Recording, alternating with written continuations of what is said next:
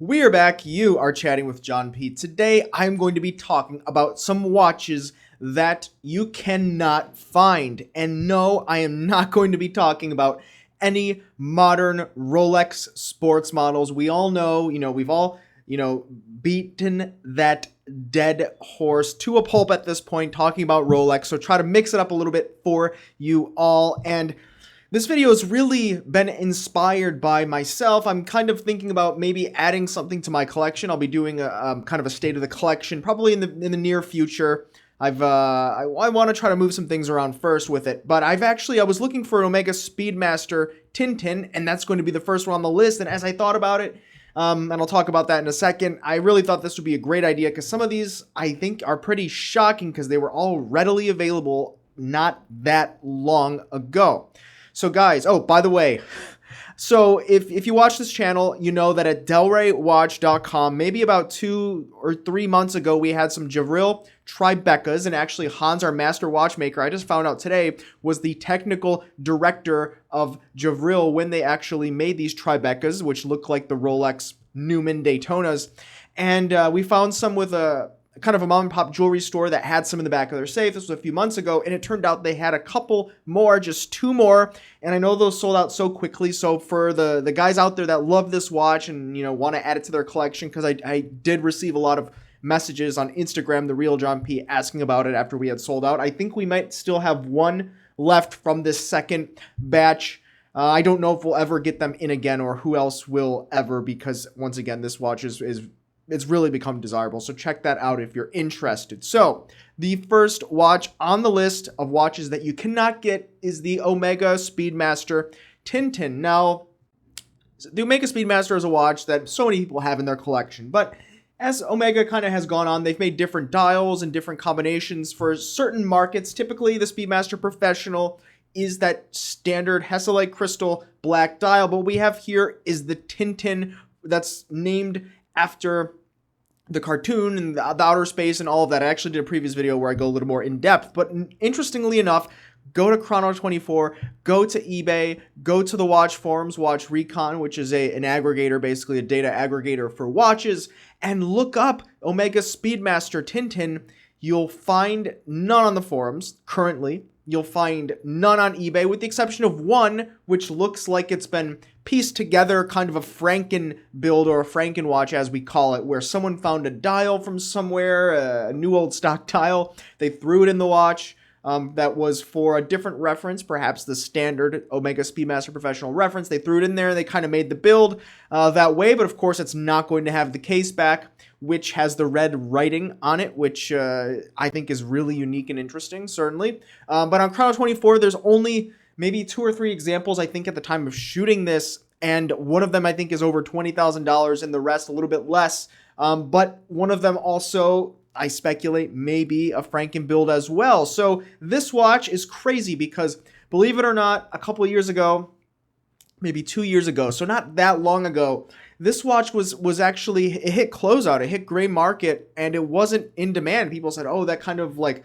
red and white checkered ring around the dial is kind of weird, and people really didn't want it 2, 3, 4 years ago-ish. In fact, I saw one and I bought one at the time from Costco. Costco, right? The food store, basically. They sell so many things, but people go there to buy food in bulk. They had an Omega Speedmaster Tintin on the shelf, so I bought it there. But now, guys, Omega Speedmaster Tintin, if you find one in a Costco, you buy that right now because you're going to make $15,000 profit, certainly. Next, we have Pre-Richmond Roger Dubuis. Now, Roger Dubuis is a high-end watch manufacturer, but of course, Roger Dubuis, the watchmaker, is no longer with the brand, parted ways, of course, when Richemont purchased or acquired the brand and added it to their collection or portfolio of watch companies, as well as so many other luxury goods. But Pre-Richemont Roger Dubuis holds just a different special place in watchmaking history, in my opinion, in the opinion of many people that are into what would have been a high-end independent brand. Now, of course, not so much so, certainly high-end, but different levels of attention to detail, I would say, are supplied and carried out today with the brand I'm not saying it's been necessarily watered down in any way, but what I'm saying is at that point in time when the watchmaker himself was really tied in and in tuned and working on these watches, it's something special, right? Maybe it's nothing we can directly measure because there's so many factors involved, but it's something special, and that's what sometimes watches kind of bring to the table, right? That feeling of just having something special and unique that you can really collect. That's what it is for some people. I hear it all the time in the comments below, so make sure to comment on that. But Pre-Richmond Roger Dubuis, there's the homage line. You can't find them anywhere. If anyone has any of these, please reach out to us. We'd love to add them to our collection here, Federico and myself, as well as potentially Del Rey watches, depending what it is. We actually have one, which is, it's not quite for me, but it's certainly for someone. I think we have maybe a Roger Dubuis perpetual calendar, very complicated, very high-end, and the attention to detail is unbelievable. But these have completely dried up.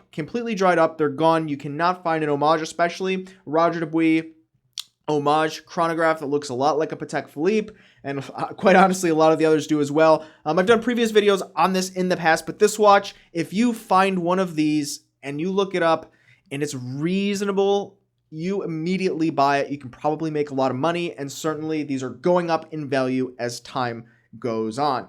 Next, we have Ming. Now, this is a brand that started out very inexpensive for what it was, and that's why so many people, in my opinion, were very attracted to this brand, Ming.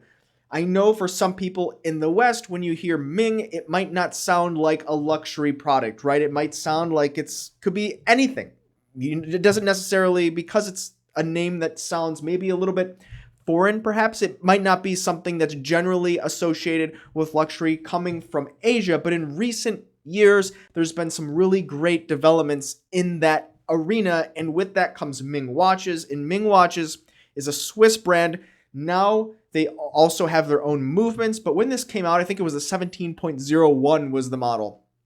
I think the 17.01, I think it was only 900 Swiss francs. Of course, it was created by an Asian man, I think a photographer or a designer, and that's why it has such a cool, unique, interesting design, and many people were attracted to that. It's obviously an artistic person. But these Ming watches, I mean, when we get one of these in, even from, the more affordable lineup, I think the retail prices now probably jump around between 2,000 equivalent, 2,000 US dollars, but they've got some that are 15,000 plus.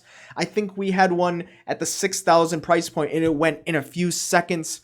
And the more affordable ones rather go even quicker. So these watches, Ming, I think it's a brand and a lineup to really have on your radar, because they're doing some very interesting things. They're investing not only in the design, which is in the core root of the brand, being who the person is that created it, as well as they're doing so much with the movement and investing in creating their own lines of movements to really capture and inspire watch collectors. So I personally don't have a Ming in my collection. I'm not really interested in adding it. Doesn't go with what I am doing currently with my collection, and that seems to be kind of normal watches that have something unique about them. For example, today I have on my wrist a vintage IWC watch that's signed by Twirler, which was a retailer out of Europe. So that's kind of where I'm going. If you see some of the other watches I've recently added, like my Breguet Tiffany, my Tiffany signed Breguet. So Ming, a watch brand, very high quality, and certainly for the price point, I think delivers a lot of great value, though it's changing. So make sure if you like them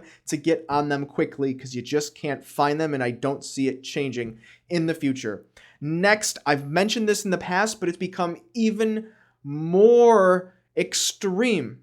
Guys, the JLC sector dial master control. These watches, you cannot find them anywhere. Go to Chrono24, go to eBay. The last time I mentioned this watch, I had a couple of people in places of the world that offered them to me at retail, but unfortunately it was when COVID was just starting, and the logistics were really difficult to get it here to the States. So if you do have the sector dial JLC master control, please reach out to me, because I actually still would like to add one to my collection.